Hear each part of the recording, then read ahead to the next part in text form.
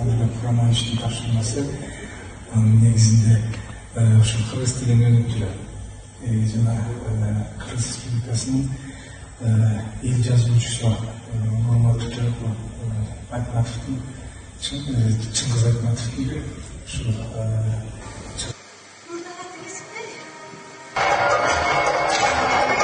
Ezelden çeşilbegen ulu talaş, Kantkendin adam ulu adam bolot. Uralap çoğu olsa da muşul talaş, Kantkende adam ulu adam bolot.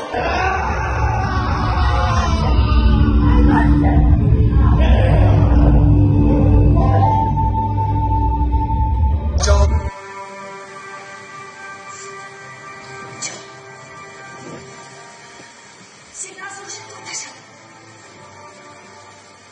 Burada adresim ne? Ceylin gözümün açık olsa sonuçta